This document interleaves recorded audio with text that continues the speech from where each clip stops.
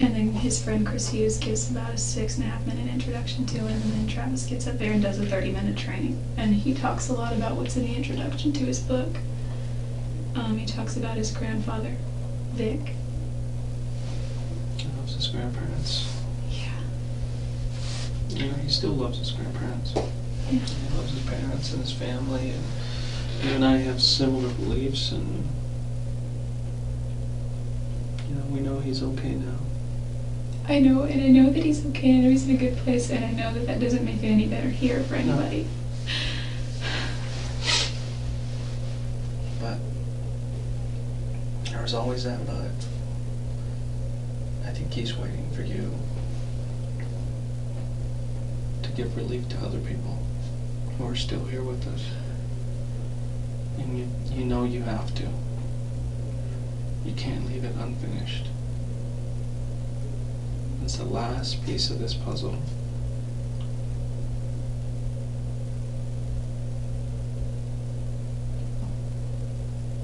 And it is completely up to you, Jodi.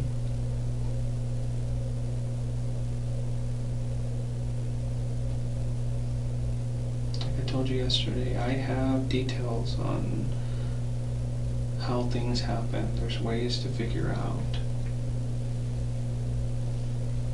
But the biggest question that everybody always asks is why?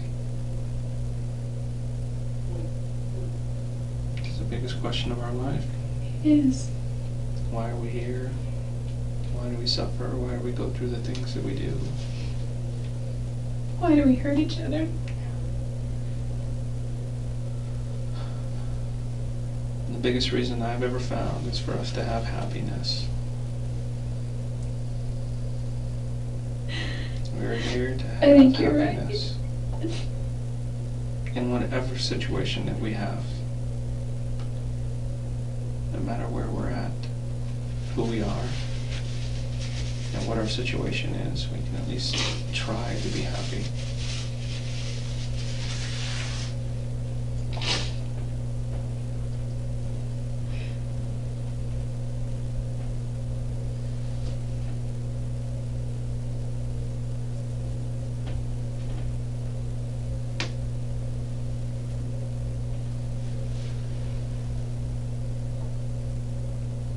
Do you want to talk about what happened that day?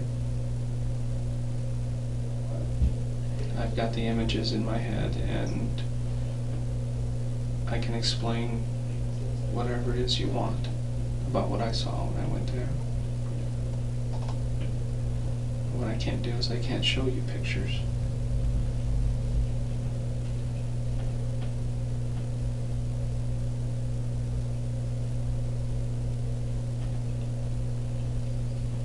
What time did you get there that day?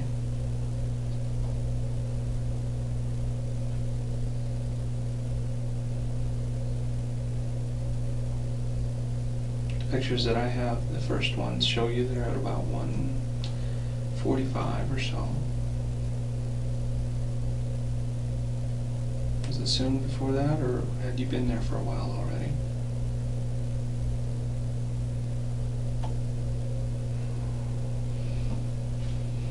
I know his roommates are off at work during that time and don't come home till about 6:30, 7 o'clock.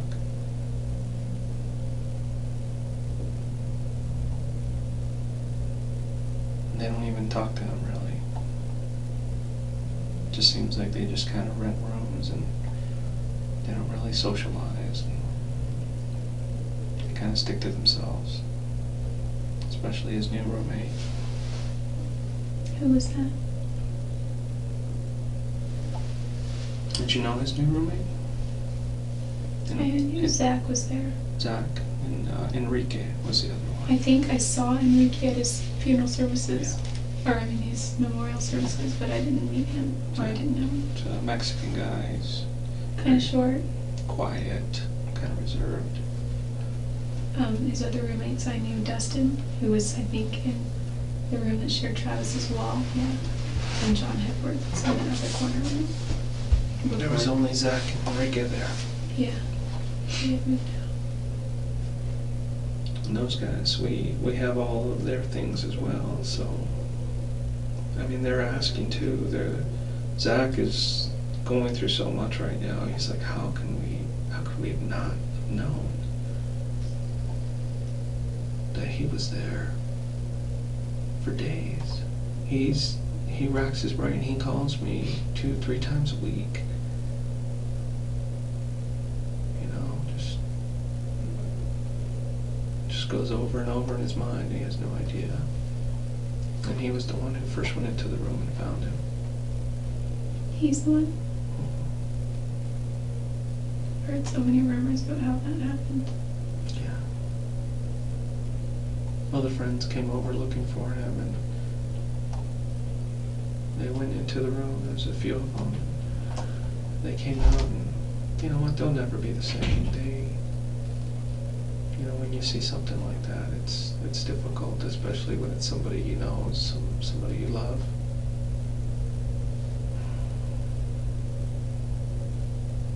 I deal with it all the time, so it doesn't bother me as much. You must have to remain detached quite a bit. Mm-hmm. You know who I usually get attached to? Is the people I'm talking to. To you. You're the one I'm going to remember. I'll remember him, but I didn't know him. I will remember you.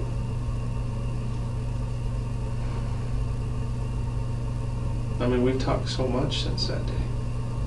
Over the phone and here, and I'll probably talk to you some more later when we get back to Arizona. Whenever you go, I don't know.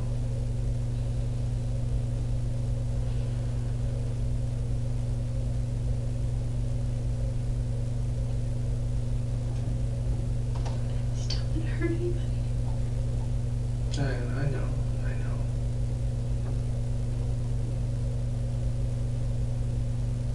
I don't think I can avoid it though. Everybody's hurting already. There's nothing else you can say or do that could help that except for maybe an explanation of why it happened and how it happened.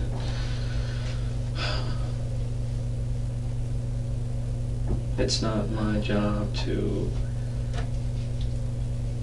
have an opinion of you and your personality and your character. It's my job to sit here and talk to you and get the facts of the incident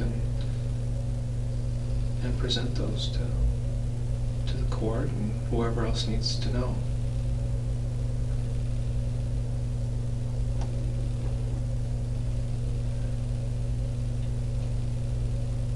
You want to try to open up and talk about what happened that day? Because I'm ready. I do, but I don't think I'm ready. I mean, there's not much to say. I just don't. Do you want to start and we can stop at any time you want? Fill in some details. This is what I do to assure that you're not just saying you did something just to cop out. Because there are certain details that only I know and the person who did this knows. Nobody else does. And I use this information to confirm what I suspected. So if you can just start and give me some details as confirmation, then that'll be fine. And if you want, we can continue at another time. He just really wants to. Well, then let's start. Because I know that part that really wants to is that part inside of you that is telling you to do what's right.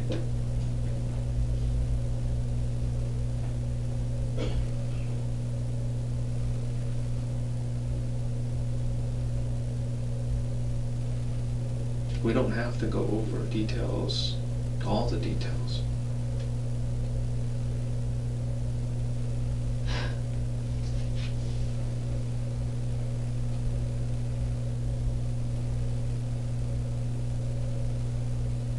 Why did you go there that day, Jodi? did you show up that morning?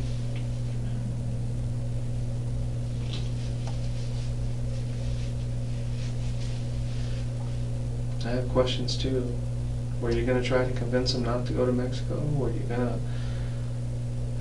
Oh, no. try to convince him to go on a trip with you, or? No, he would never not go to Mexico. I would never want him to not go. He was gonna see Chichen Itza, and it's on the list of 1,000 places. That's one of the things I want to do in my lifetime. Yeah, it's an important part of our history, both in the church and I guess our heritage too. That's where my people come from. Yeah. So why were you there that day? Please tell me. Did you just miss him? Did he call you? Did he miss you? What was it?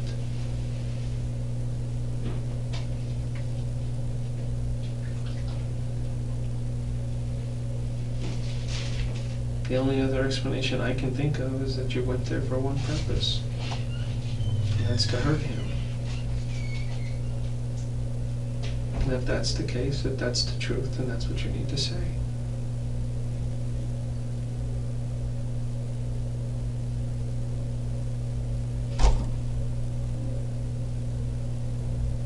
And if you want me to call and tell his family that you're sorry and that you apologize for what happened, I can do that. Whatever you want. This is your time right now.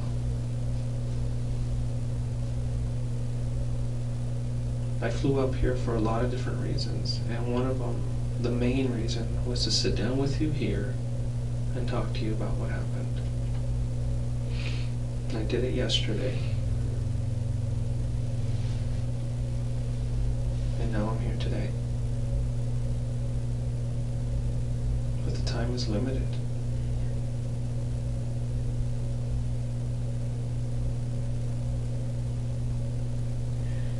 There's so many things that I want to say.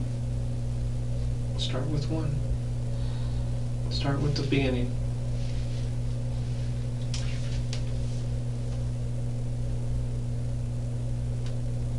Was it a last minute change from your trip to come down, down to Arizona?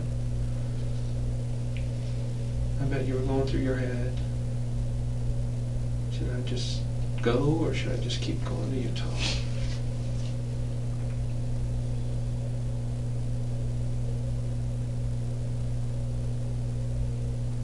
It's only an additional 300 miles from where you were, so.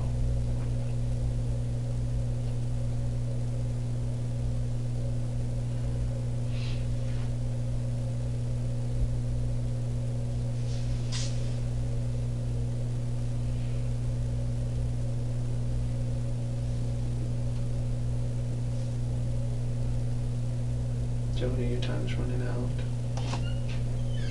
I'm not going to be able to talk to you anymore. And I want to.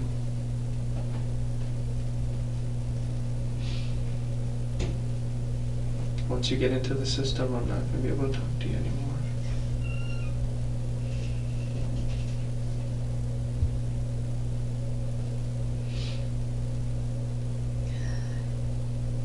You leave so many questions unanswered for me, and for his family, and for your family.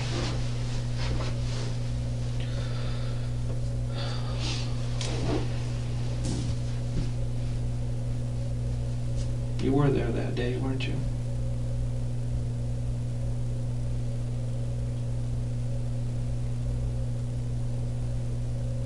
Were you guys alone?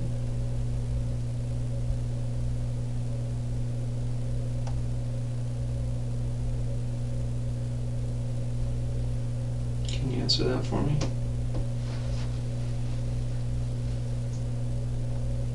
Were you guys alone?